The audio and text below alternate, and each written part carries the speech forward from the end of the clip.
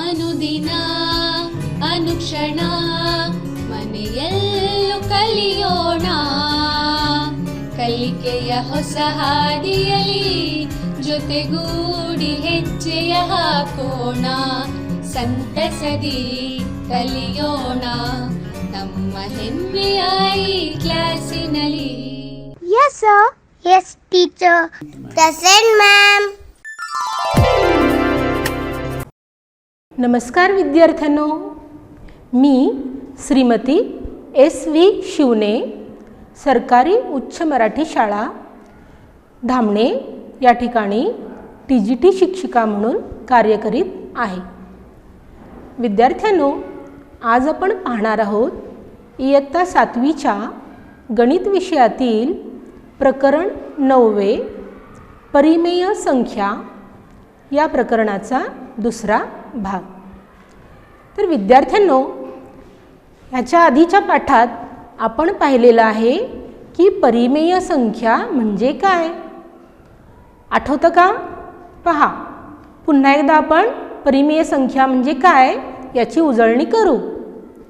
जी संख्या p भागिले q च्या रूपात मांडू शकतो, जेथे p आणि q हे दोन्ही पूर्णांक असले पाहिजेत, परंतु अट अशी आहे की q ची किंमत 0 नसावी.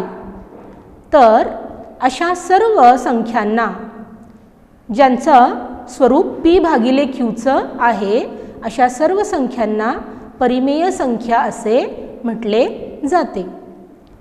मग विद्यार्थ्यांनो, त्याच्यापुढे आपण हे पण पाहिलं की परिमेय संख्येमध्ये धनपूर्णांक देखील येतात, शून्य देखील येतो, ऋणपूर्णांक देखील येतात, अपूर्णांक देखील येतात, दशांश अपूर्णांक देखील येतात आणि ऋण अपूर्ण संख्यासुद्धा येतात. आता विद्यार्थ्यांनो, आपण बघायचा आहे पुढचा भाग, तो म्हणजे परिमेय संख्यांची तुलना. तर पहिल्यांदा आपण पाहूयात, जर दोन्ही दिलेल्या संख्या धनपरिमेय संख्या असल्या तर. आता विद्यार्थ्यांनो, आपल्याला तुलना करायची आहे. तुलना म्हणजे काय? तर कोणती संख्या लहान आणि कोणती संख्या मोठी. तर आपल्याला दोन संख्या दिलेल्या असतात आणि आपल्याला त्यांची तुलना करायची असते, म्हणजे त्यापैकी कोणती संख्या लहान आणि कोणती संख्या मोठी हे आपल्याला शोधायचं असतं. आता प्रथम दिलेलं आहे दोन्ही धनपरिमेय संख्या असल्यास. उदाहरणार्थ विद्यार्थ्यांनो, 2/3 आणि 5/7 या दोन्हीही धनपरिमेय संख्या आहेत ना विद्यार्थ्यांनो. तर ह्या दोन्हीही धनपरिमेय संख्या आहेत. आता आपल्याला यांची तुलना करायची आहे. आठवतं का तुम्हाला, अपूर्णांकांची तुलना तुम्ही केली होती. त्याचप्रमाणे तुम्हाला परिमेय संख्यांची सुद्धा तुलना करू शकता. तर काय करायचं आहे, प्रथम आपण छेद समान करून घ्यायचे आहेत. आता दिलेल्या ज्या दोन संख्या आहेत त्यामध्ये छेद, पहिल्या संख्येचा छेद आहे 3 आणि दुसऱ्या संख्येचा छेद आहे 7. त्यामुळे विद्यार्थ्यांनो, आपण त्यांची तुलना सहजासहजी करू शकत नाही. म्हणून आपण काय करायचं आहे की दोन्हीचा पण छेद समान करून घ्यायचं आहे. आता विचार करा, कसा बरं छेद समान होईल. तर 3ला 7 गुणल्यास आणि 7ला 3 गुणल्यास 3 7 21 आणि 7 त्रिक 21. तर म्हणून आपण काय करूया, 2/3ला 7/7 गुणूया. पहा तर, 2/3 गुणिले 7/7. आता अंश आणि अंश यांचा करा गुणाकार, छेद आणि छेद यांचा करा गुणाकार. तर 2 गुणिले 7 14 आणि 3 गुणिले 7 21. तर विद्यार्थ्यांनो, आपल्याला पहिल्या परिमेय संख्येची समान परिमेय संख्या मिळाली, ती म्हणजे 14/21. आता दुसरी परिमेय संख्या ती म्हणजे 5/7. आता आपल्याला 7चा ह्या छेदाचा 21 करून घ्यायचा आहे, म्हणून 5/7 आपण गुणायचं आहे 3/3. तर पहा, अंश आणि अंश यांचा गुणाकार 5×3=15, छेद आणि छेद यांचा गुणाकार 7×21. तर विद्यार्थ्यांनो, आपल्याला 2 समान परिमेय संख्या मिळालेल्या आहेत. म्हणजेच 2/3ची समान परिमेय संख्या 14/21 आणि 5/7ची समान परिमेय संख्या 15/21 आपल्याला मिळालेली आहे. आता दोन्हीचे पण छेद समान आहेत, 21 आणि 21. आता आपण अंशांची तुलना करू शकतो ना. पहा, 14 लहान आहे, 15 मोठा आहे, म्हणून 14/21 लहान आणि 15/21 मोठे. बघा तर, 14/21 लहान आणि 15/21 मोठे. तर मूळ संख्या कोणत्या होत्या? 14/21 म्हणजेच 2/3, 15/21 म्हणजेच 5/7.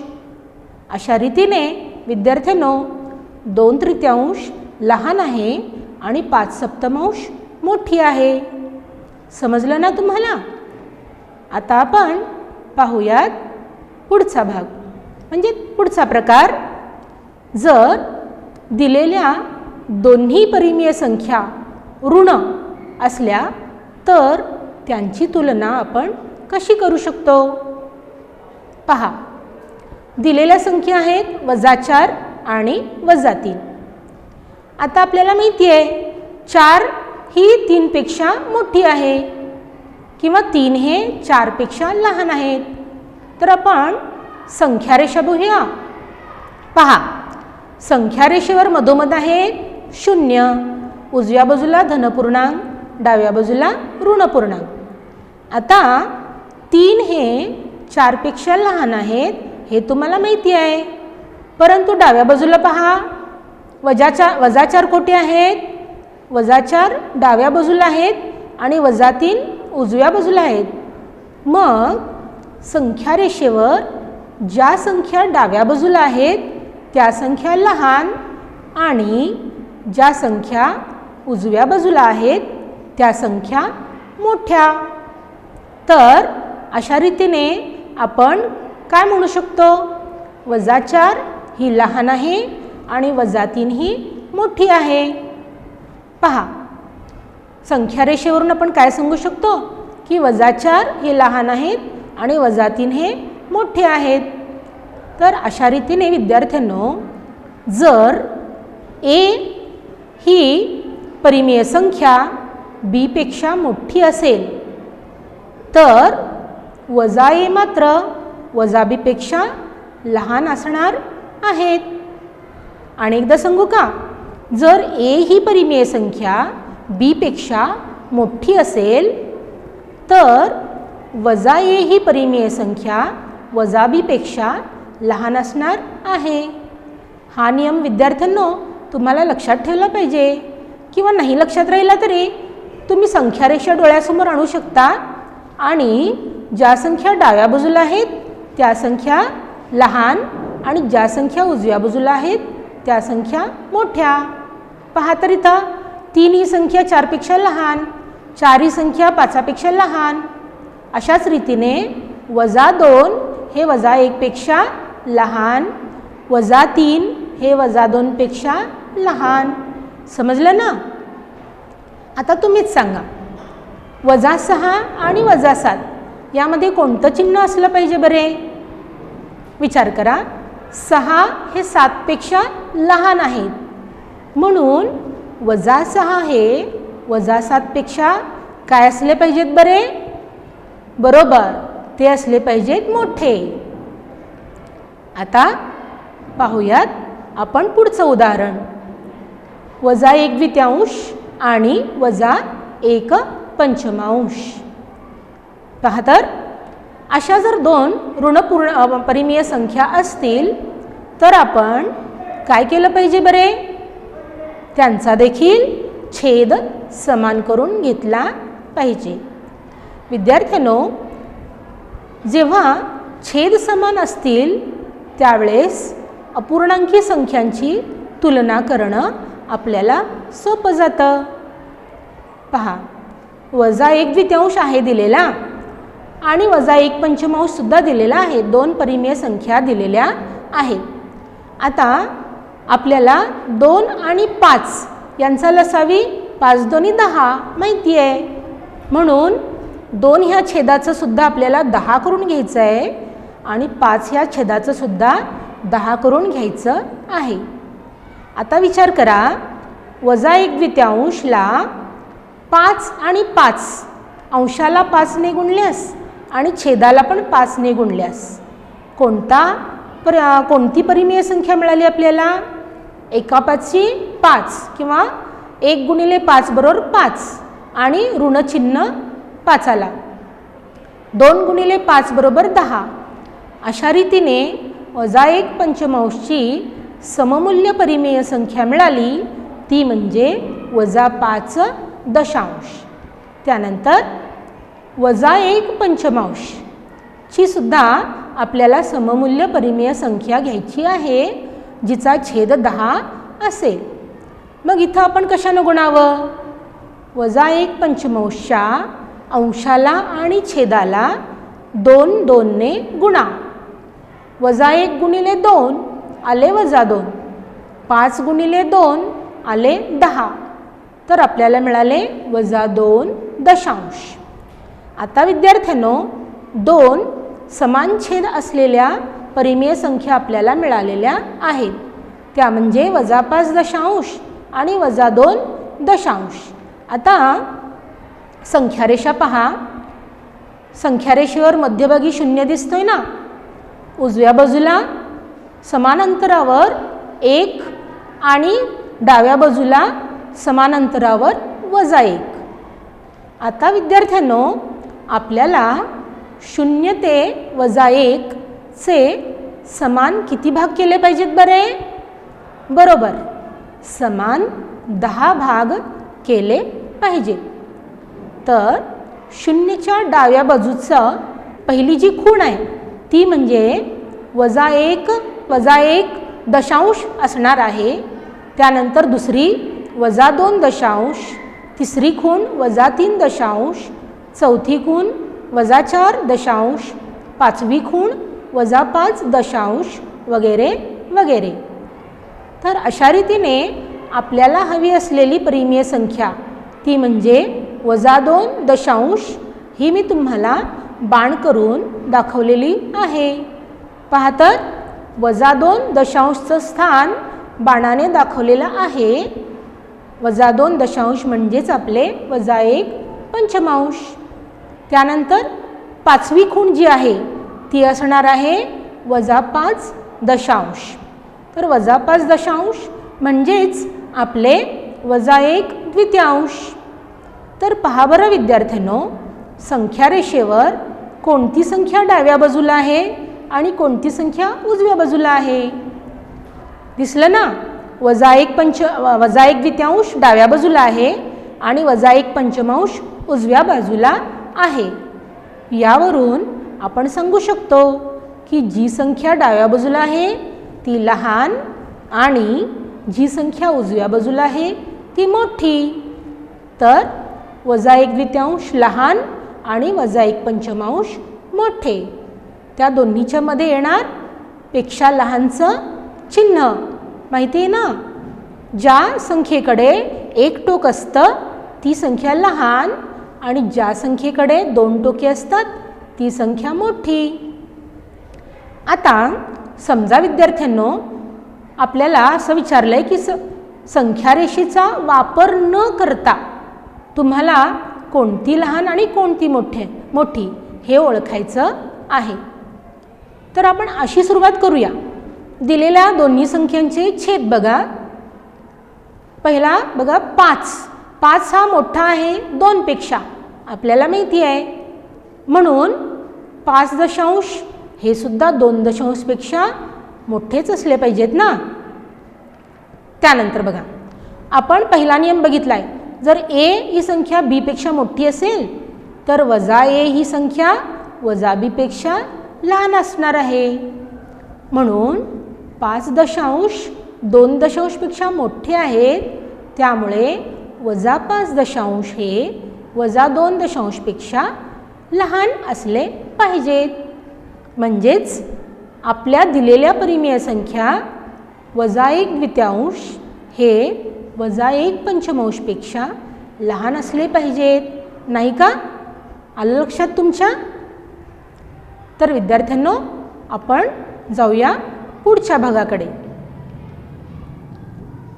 1 ऋण आणि 1 धन परिमेय संख्या असल्यास. तर इथं तुमच्यासमोर आहे एक संख्या रेषा. तर विद्यार्थ्यांनो, तुम्ही पाहू शकता संख्या रेषेवर सर्व ऋणसंख्या ह्या डाव्या बाजूला आहेत आणि सर्व धनसंख्या ह्या उजव्या बाजूला आहेत. त्यामुळे कोणतीही ऋणसंख्या ही कोणत्याही धनसंख्येपेक्षा छोटीच असली पाहिजे ना. तर पहा, ऋणपरिमेय संख्या ही कधीही धनपरिमेय संख्येपेक्षा लहानच असते. आता खाली एक उदाहरण दिलेलं आहे. वजा 4 आणि अधिक 1 द्वितीयांश. आता वजा 4 ही ऋण संख्या असल्यामुळे ती 1 द्वितीयांशपेक्षा लहानच असली पाहिजे ना. त्यानंतर त्याच्या खाली अजून एक उदाहरण दिलेलं आहे. वजा 5 आणि अधिक 3चं. आता वजा 5 ही ऋणपरिमेय संख्या आहे आणि अधिक 3 ही धनपरिमेय संख्या आहे, त्यामुळे वजा 5 लहान आहेत आणि अधिक 3 मोठे आहेत. त्यानंतर त्याच्या खाली अजून एक उदाहरण दिलेलं आहे. वजा 2 आणि 1.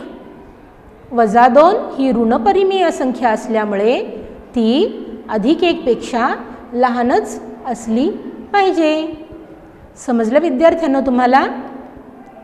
आता आपण पाहूयात पुढचा भाग, तो म्हणजे 2 परिमेय संख्यांच्या मधील परिमेय संख्या.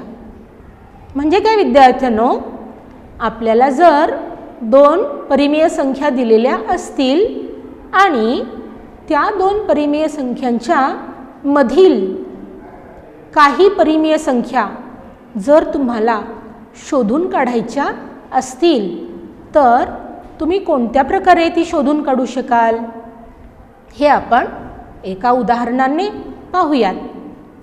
तर एक उदाहरण आहे. उदाहरण डी पहा. वजा 2 आणि वजा 1 या 2 परिमेय संख्या आपल्याला दिलेल्या आहेत आणि त्यांच्यामधील 3 परिमेय संख्या आपल्याला शोधायच्या आहेत. आता पहा, आपल्याला 3 परिमेय संख्या शोधायच्या आहेत. म्हणून आपण काय करूयात की दिलेल्या दोन्ही संख्यांचा छेद 4 घेऊन त्या संख्या पुन्हा लिहूयात. पहिली आहे वजा 1. वजा 1चा छेद 4 करायचा असल्यास आपल्याला काय करायला लागेल? वजा 4 भागिले 4. पहा, अंश झाला वजा 4, छेद झाला अधिक 4. आता 4 भागिले 4 म्हणजे 1च ना. म्हणजे वजा 1 फक्त स्वरूप बदलून आपण लिहिलेलं आहे, छेद 4 घेतलेला आहे. वजा 1 बरोबर वजा 4 भागिले 4. त्याचप्रमाणे विद्यार्थ्यांनो, वजा 2चं सुद्धा छेद 4च्या रूपामध्ये मांडणी करून घ्यायला पाहिजे.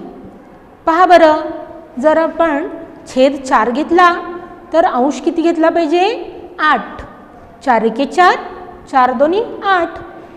अशा रीतीने वजा 2चं समान रूप आपल्याला मिळालं वजा 8 भागिले 4.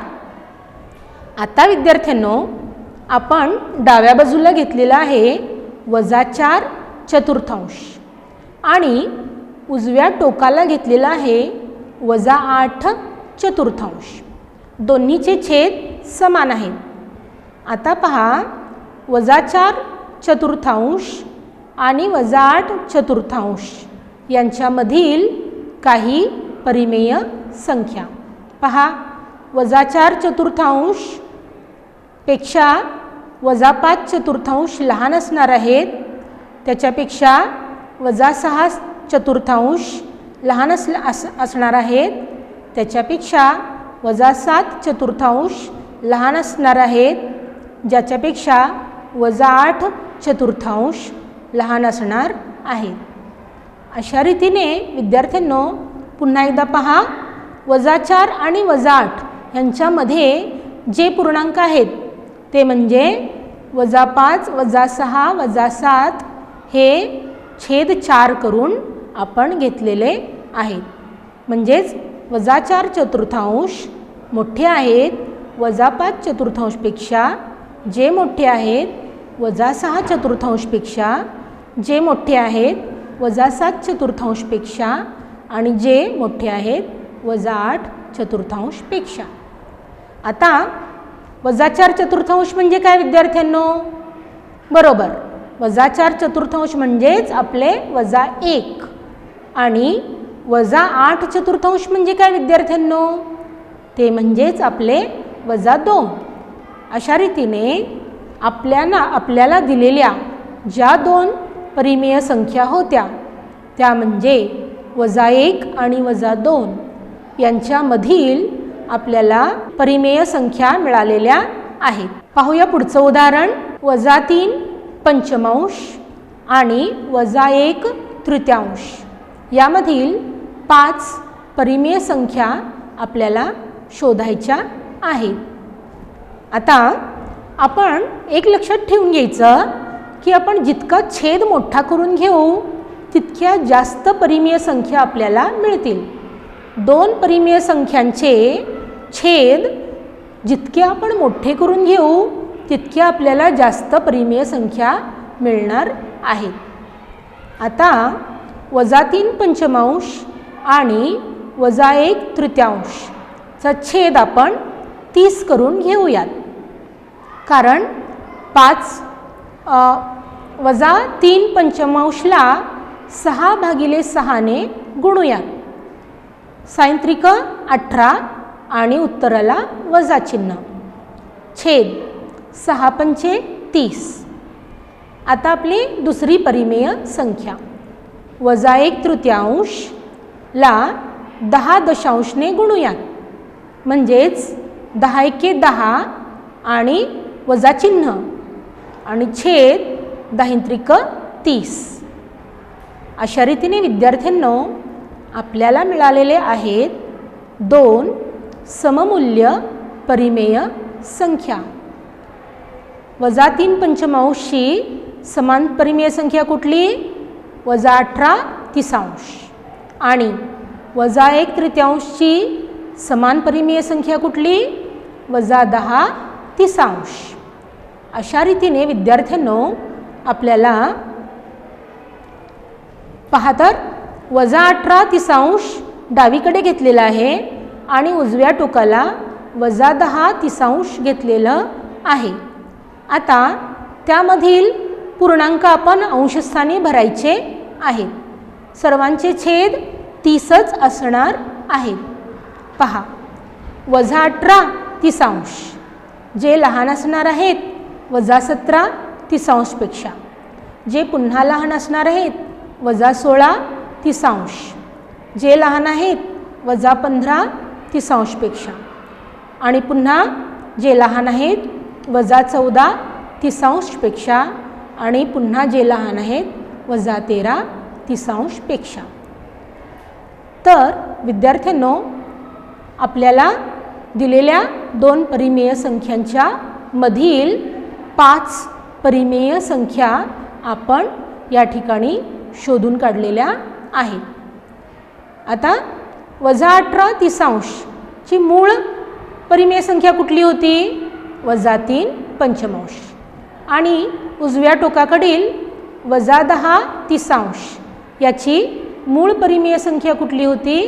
-1 तृतीयांश. तर त्यांच्यामधील परिमेय संख्या ह्या ठिकाणी दाखवलेल्या आहेत. समजलं विद्यार्थ्यांनो? आता जाऊयात आपण पुढच्या प्रकारच्या उदाहरणाकडे. पहा, एक उदाहरण दिलेलं आहे. एक रचना दिलेली आहे. -1 तृतीयांश, -2 षष्टमांश, -3 नवमांश, -4 बारांश वगैरे वगैरे. ही रचना अशीच पुढे चालू राहते. आपल्याला काय करायचं आहे विद्यार्थ्यांनो? ह्या रचनेतील पुढील 4 परिमेय संख्या शोधून काढायच्या आहेत. पहा, आपल्या दिलेल्या रचनेचं निरीक्षण करूयात. पहिली आहे -1 तृतीयांश, दुसरी आहे -2 षष्टमांश. आता पहिल्या दोनमध्ये काय संबंध आहे बरे? खालच्या पायरीमध्ये दिलेलं आहे. पहा, -1 तृतीयांश गुणिले 2 द्वितीयांश. तर अशा रीतीने आपल्याला मिळालेले आहेत -2 षष्टांश. त्यानंतर -1 तृतीयांश आणि -3 नवमांश मध्ये कोणता संबंध आहे बरे? -1 तृतीयांश गुणिले 3 तृतीयांश. असे केल्याने आपल्याला मिळत आहेत -3 नवमांश. त्यानंतर बघा, -1 तृतीयांश गुणिले 4 चतुर्थांश. असं केल्याने आपल्याला मिळत आहेत -4 बारांश. तर विद्यार्थ्यांनो, हीच जी क्रिया आहे ती आपण पुढे चालू ठेवली पाहिजे. म्हणजेच ह्याच रचनेचे पुढील संख्या आपल्याला मिळवायच्या असल्यास -1 तृतीयांशला 5 पंचमांशने गुणले पाहिजे ना. म्हणजे काय मिळेल बरे? -1 गुणिले 5 -5 भागिले 3 15 म्हणजेच -5 पंधरांश. त्यानंतर उजव्या बाजूला पहा, -1 तृतीयांश गुणिले 6 षष्टांश म्हणजेच 6 एके 6 आणि ऋणचिन्ह -6 भागिले 3 संघ 18. त्याच्या खाली पहा, -1 तृतीयांश गुणिले आपल्याला करायचे आहेत 7 सप्तमांश. म्हणजेच कोणती संख्या मिळेल बरे? 7 एके 7 आणि ऋणचिन्ह भागिले 3 सत्ते 21. आणि त्याचप्रमाणे शेवटी पहा, -1 तृतीयांश गुणिले 8 अष्टमांश. तर काय मिळेल बरे? 8 एके 8 आणि वजा चिन्ह म्हणजेच -8 भागिले 3 8 24. तर आलं का लक्षात विद्यार्थ्यांनो? जी दिलेली रचना आहे त्याच्या पुढची संख्या कुठली असणार आहे? -4 बारांशच्या पुढे येणार आहेत -5 पंधरांश. बरोबर. त्याच्या पुढे काय येणार आहेत? -6 18अंश. बरोबर. त्याच्या पुढे काय येणार आहेत? -7 21अंश.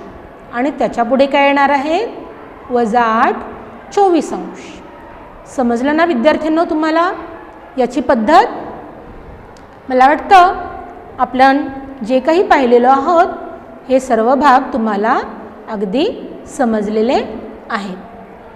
तर विद्यार्थ्यांनो, ह्या समजलेल्या भागावरती मी तुम्हाला थोडासा गृहपाठ देणार आहे. तुम्ही वही आणि पेन घेऊन बसलाच आहात ना? तर काय करा, फटाफट मी जो गृहपाठ आता तुम्हाला देत आहे तो तुम्ही लिहून घ्या आणि संध्याकाळी घरात निवांत तो सोडवा. आणि तो गृहपाठ बरोबर आहे की नाही हे तुम्ही तुमच्या वर्गशिक्षकांकडून तपासून घ्यायला विसरू नकात बरे. तर पहा, पहिला प्रश्न आहे की दिलेल्या ABC या उदाहरणामध्ये समान परिमेय संख्यांची जोडी तुम्हाला शोधायची आहे. ए आहे -7/21 आणि 3/9. बी मध्ये एक जोडी दिलेली आहे -16/20 आणि 20/25. सी मध्ये तुम्हाला एक जोडी दिलेली आहे, ती म्हणजे -2/-3 आणि 2/3. दुसऱ्या प्रकारची गणितं आहेत की दिलेल्या संख्यांच्या मध्ये येणाऱ्या 5 परिमेय संख्या तुम्हाला शोधून काढायच्या आहेत. ए -1 आणि 0, बी -2 आणि -1, सी -4/5 आणि -2/3, तर डी -1/2 आणि 2/3. तर विद्यार्थ्यांनो, मला वाटतंय की तुम्ही हा दिलेला गृहपाठ जरूर आपल्या घरी सोडवाल आणि तो तपासून घ्याल. पुन्हा भेटूया पुढचा भाग बघण्यासाठी पुढच्या भागामध्ये. धन्यवाद विद्यार्थ्यांनो. ಅನುದಿನ ಅನುಕ್ಷಣ ಮನೆಯಲ್ಲೂ ಕಲಿಯೋಣ ಕಲಿಕೆಯ ಹೊಸ ಹಾದಿ